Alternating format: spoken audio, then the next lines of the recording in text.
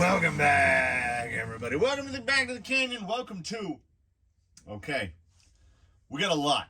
Like, this is a lasagna today. We're assembling it in layers. Don't expect, in this particular series, don't expect to see us outside for a little while in this series, right?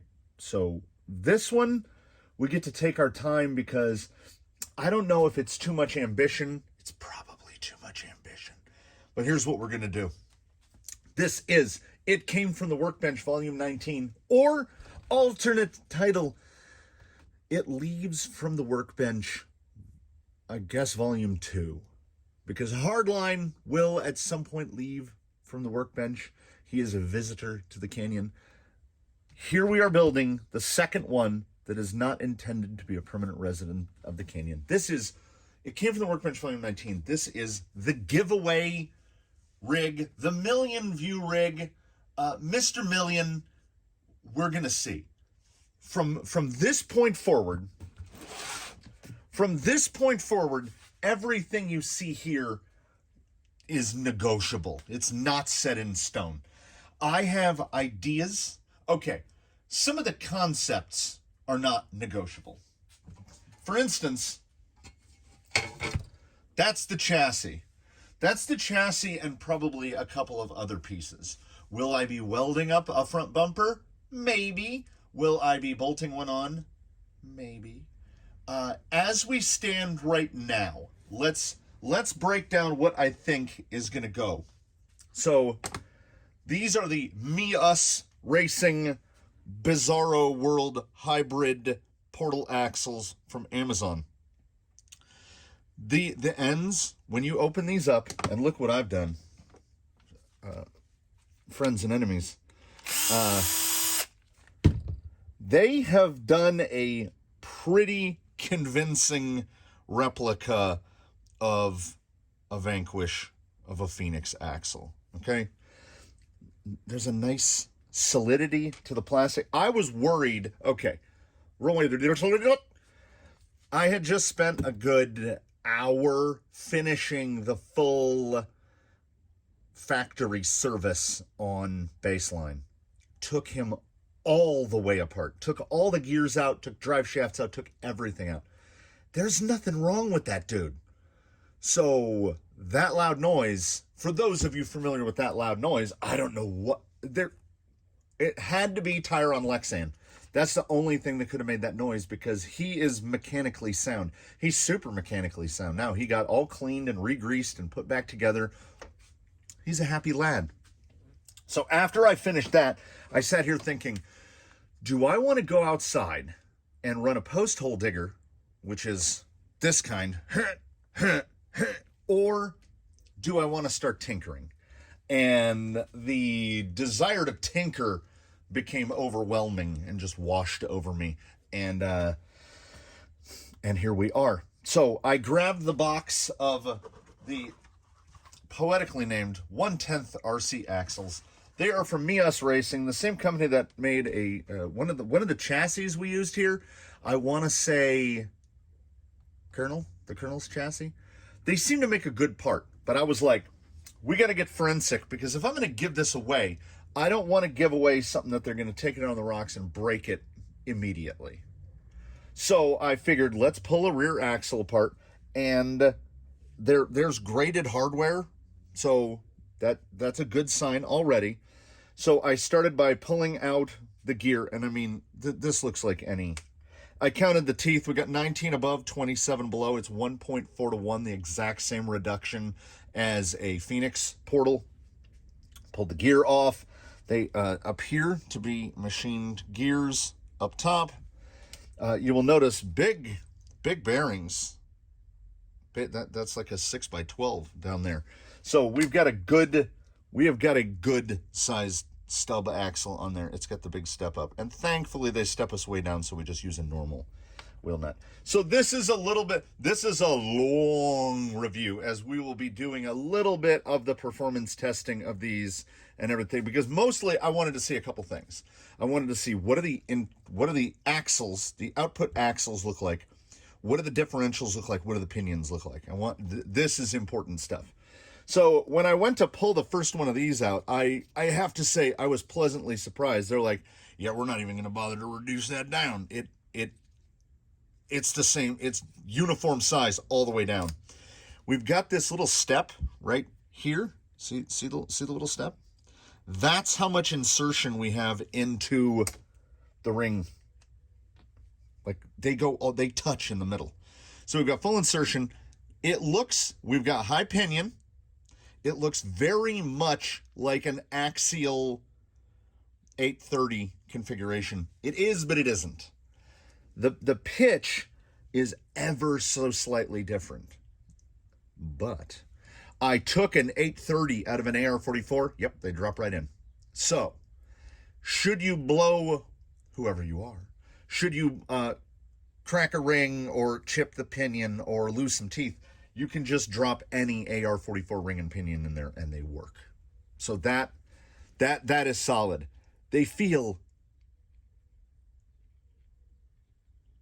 they're super smooth. There's two shims. You can see the shims on that side to get the correct mesh. They feel really good. So my worries about the strength and longevity of these axles just washed away.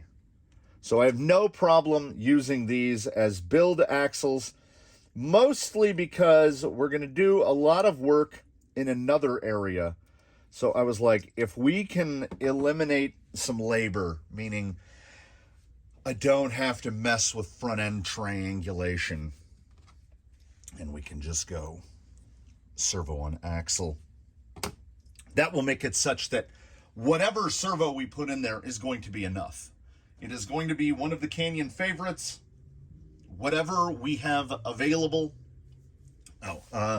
So these are the axles. Where it gets sticky is this is the gearbox I would like to use, because it is a 2-speed TRX4 box. But some of you may have already done the quick mental math. Servo on axle, which requires a front 4-link. This axle is fitted with a Penhard mount, so we could do 3-link, but I would love to do 4-link. It just simplifies everything. We can do the usual Canyon battery on servo on axle. Nice. But all of this is negotiable because I would prefer not to use the Traxxas arrangement, elegant though it may be, because you are confined to using this setup, and then this goes like this. This goes like this. You're confined to using this setup, which is a fairly substantial thing, and because of the position of the output, they give you no provision for a 4th link, because they want an offset. They want an offset pumpkin, right? AR-44s. AR-45s, TRX4 axles, Vanquish axles. They want an offset pumpkin. So I'm already trying to fly in the face of things that are reasonable by using you see. But I have noticed that this gearbox, relative to other gearboxes, it produces less torque twist, because I believe that the offset output shafts help that dramatically. And from out of the box, a TRX4 gearbox is about as LCG as you can get. That thing is very low. Do I wish that I had? Yay. So if you compare that to a typical, we've got the Obsidian plastic 3-gear here. If you compare that to that, it's a very low profile thing, and it gives you a lot of room as well. Also, it's a 2-speed, and the gear split between low and high in a TRX4 gearbox is the way that it should be done. It's big, almost 2-to-1, the differential. It's 50 some to 1 in low, and 27 to 1. I can never remember the numbers. It's around 2 to 1 reduction. So we're not getting quite the full reduction that we would from a TRX4, as TRX4 portals have 2 to 1 reduction and these only have 1.4. We're going to run the 45 tooth spur or bigger, because we might be able to, because at this point I haven't decided where the motor is going to go. I haven't decided where the motor is going to go. We have some freedoms here. By the way, this is the motor. Fusion SE 1800. There is nothing saying that I won't flip this thing around and run this TRX4 gearbox backwards. There's nothing saying that I won't make a plate that runs across with an intermediate gear and then put the, do I have a motor out? No. And put the motor next to the gearbox? I don't know. We've got these 2 bolts at the top. There will likely be a plate that comes out and just has a servo mount under it to run a servo to do the 2-speed, because it's got to have a 2-speed. It's got to have a 2-speed. It is, of course, going to have an RC4 GS, which I do not have yet, but we will get there. That's the giveaway. Oh, wheels. It's going to have these. These are Injora's new. These are the Deeps, 6-spoke Deeps. Nice. They feel heavy. That's what we want. Is it going to come with tires? I don't know. I honestly don't know. We have plenty of tires up here, but there's every chance in the world that where you are, these tires won't work. My first instinct is to be a cheap bastard, which is what resides inside my core. I never, spending money is painful to me at times. I only want to buy things that I want, not things that I need. So the first instinct is, of course, well, like, put scalers on it. They don't really work here. But that's messed up. I'm not going to do that. So if this vehicle does leave with tires, there's probably okay. Holds are a distinct option. That's a possibility. Deep woods are a distinct option. That is a possibility. Of course, canyon trails might be an option. What else have we got?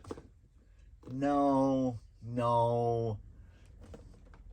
I mean, fake ruptures, maybe? It would bum me to give away fake ruptures. Like, yeah, we'll say what's going on here.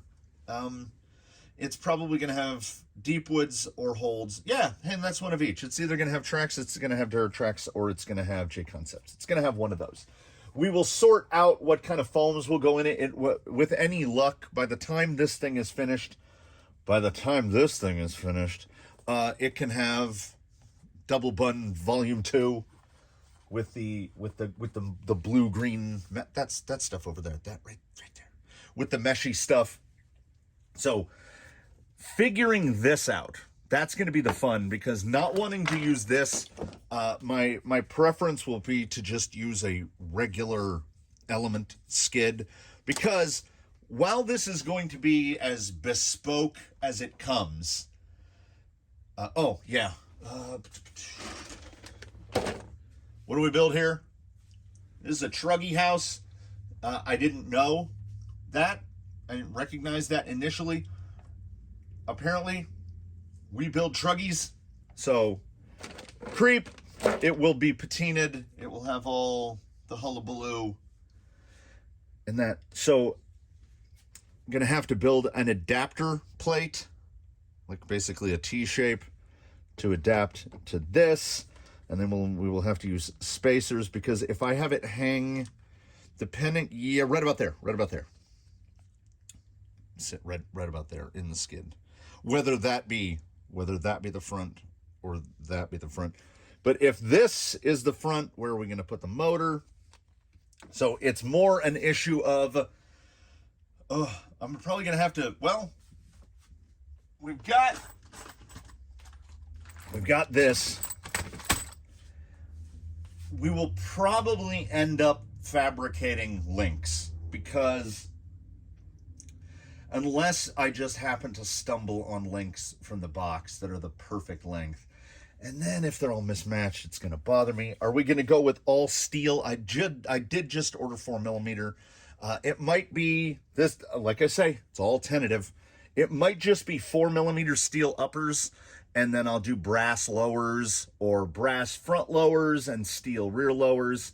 Are we going to do high clearance? Maybe. We'll see. How the links come about is going to be determined in great part by where stuff sits. Like how are we going to locate this? A lovely channel supporter sent me one of these setup jigs, so we'll be using that setup jig. And as we are building a truggy, the wheelbase is our oyster. We can make it to whatever length we want. I'm thinking a little longer, motivated by the recent build of the FMS Atlas with that 13 3/8 inch wheelbase on there. That thing is crazy stable, and it's not running a deep offset wheel. It's running a pretty normal offset wheel. So I wanted to give myself less work at the ends, and we're going to do a bunch of work in the middle, trying to figure out how to FMM that. And yes, I have thought about, so there's this shaft right here, and I believe that inside it has a single pin through there, and it's shaped here on the end. So if there's every possibility that this shaft gets remanufactured, and these are thoughts that are coming to me right now. We lengthen this shaft, put the spur gear out here on a carrier, or basically a motor plate that goes across so an FMM. And then now I do need a motor. So I build a new shaft for here that comes out to here, and then we can put the motor like right there. It's pretty long. So we're going to have to definitely get it on the layout. Actually, I guess that's not that long. Like if that was all the way out like that. Yeah, that's not that long at all. Yeah, Fusion would nestle right in there. And it's hitting the spur, which it won't hit because the spur won't be there. Yeah, that will give me flexibility over the size of the spur, the positioning of the spur, the size of the pinion. We can get this thing geared way down because the 2-speed is going to give us a lot of flexibility. I really, really do want to use this gearbox. I really want to use these axles. I want to use everything that's, oh yeah, I want to use everything that's before you. We are looking at TRX4 shocks. So there's a decent amount of TRX4 in here. The only thing that will stop TRX4 shocks from going on it is springing, because this guy's not going to be a massive amount of unspring. There's going to be a fair amount of weight. We don't build lightweights in the Canyon, so expect this guy in truggy format to come in around 6 pounds. That's just how we do. Of course, it'll be set up for 3S. He's going to be built to accommodate these little guys, whether it goes on the servo or it goes on the sides, because, you know, with a creeper, there's not a huge amount. Are we going to manufacture our own sides? Are we going to cut down TRX4 sides, cut down element sides? Well, I would like to cut down element sides because they're the easiest, you know. And I think I started a thought and then didn't finish it about how when we get into the super bespoke, I don't want to leave somebody out there to where if something breaks, they're like, uh-oh.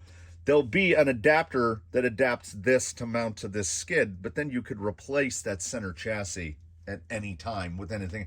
We might end up getting to where I don't need these, and we just cut the tabs off and just mount it through these 4 bolt holes. All it has to do is just locate this. You don't know. I don't know. They don't know. Nobody knows where this is going to end up, but you're here for this hopefully not inauspicious beginning. now that I see this, my first worry is this plank of aluminum going to be long enough?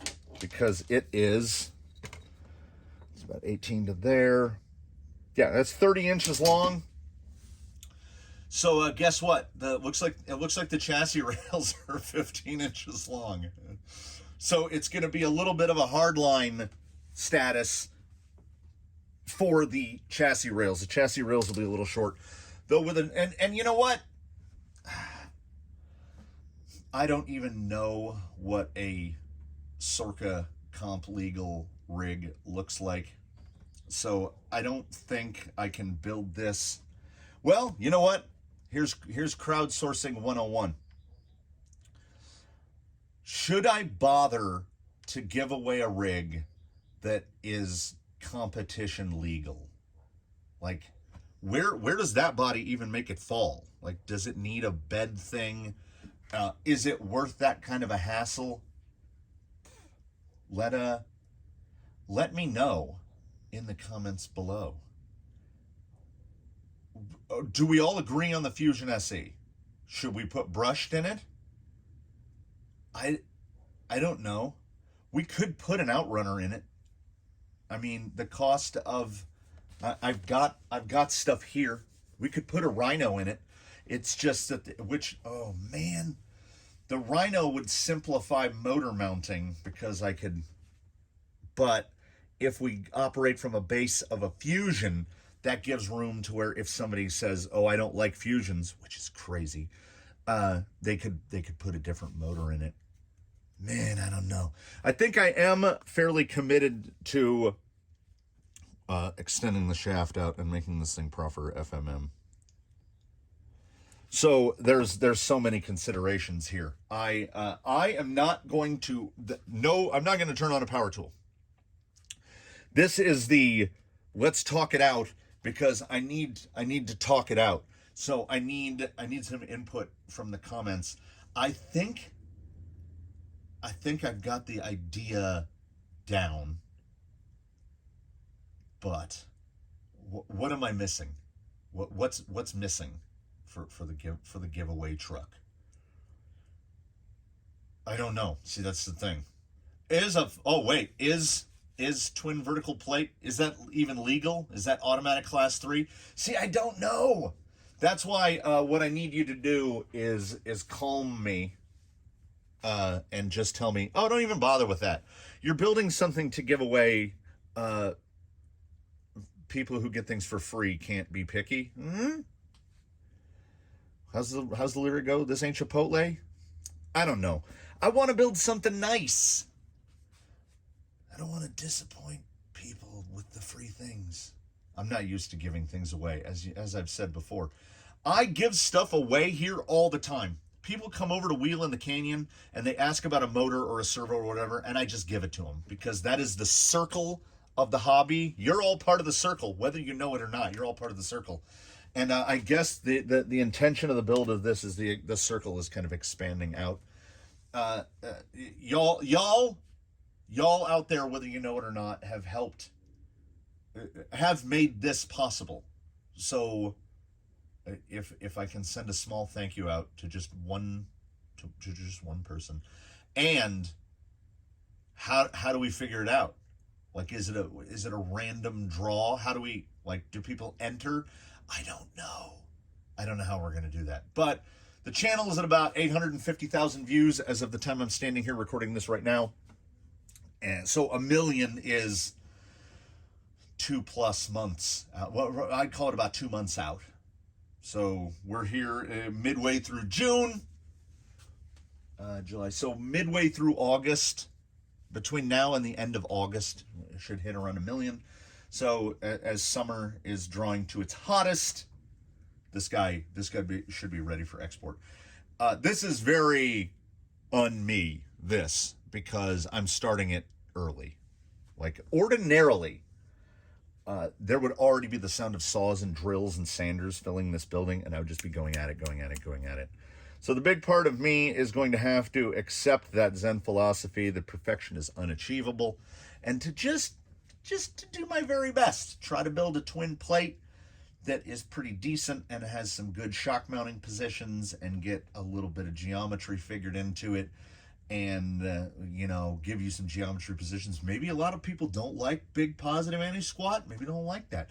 That's probably how it's going to be set up. But, I have too many ideas in my head right now to power up a saw. That is just the facts. So need to step it back a little. Think about how I'm going to get that on there after I pull that whole gearbox apart and manufacture a new top shaft. And I'll probably just do a pin drive with a slipper on it because it's a lot easier. I have a lot of pin drive spur adapters. And honestly, the 45 is fine. If you run like a 945, that's still 5-1. But if I can bump that up even just a little, right? Or switch to 48 pitch. We go to 48 pitch like an 84 tooth gear if there's plenty of clearance around the links. That gives real options. We can really get the gearing down because I want to get this thing geared down and as slowed down as possible because the 2-speed will counter that tremendously. And if we go with the top plate, if that works, or just something mounted on the side skirt, I would love to use the JX4409, a full-size servo, to actuate this. That would honestly be the dream because micro servos are finicky, and if we can keep finickiness out of this, the motor mount is going to be the thing. I have said, when somebody had asked if I was intending on selling any of the other chassis, like what I did for Hardline or what I put in Tranquish, I sat there and with over 25 years as a parts fabricator making custom parts for people, I thought, I really don't want to because the market is so small and the competition is so high. I would rather sit over here, Mr. Bespoke, which is if something leaves this building, it is one of one. And this thing is absolutely going to be one of one. I don't just want to assemble a rig and give it away because anybody can do that. I want this to be a thing that it's the only one of that thing. Wow. Wrapping it back around. See how we move in a circle? That's storytelling, everybody. While it's still maintainable, that someone can run it and use it and enjoy it. And I hope it goes on to a great life wherever it goes on to, as it sits now as a pile of parts while I podcast and things don't move. So as I'm way too amped. I'm way too amped up to even begin to mess with this. I would like to thank you all for watching. I demand that you all comment below with any questions or comments or suggestions because we need those. This vehicle will be built for and by the loyal faithful of Crawler Canyon. And that's that. If you haven't subscribed, do that. Consider a channel membership. You make things like this 100% possible. I look forward to seeing you in whatever video comes next. I look forward to seeing you in the next one of these, in which, and I kid you not, fabrication shall occur. That just made me a little nervous. I made myself nervous. So we'll see you in the next one, everybody. Be sure to tune in for this upcoming Wheeling Wednesday and every other Wheeling Wednesday. I thank you so much for watching. I invite you in between right now, this ethereal place, and the next ethereal place upon which we collide, to do your very best to have a good one, everybody. We will see you in the next one.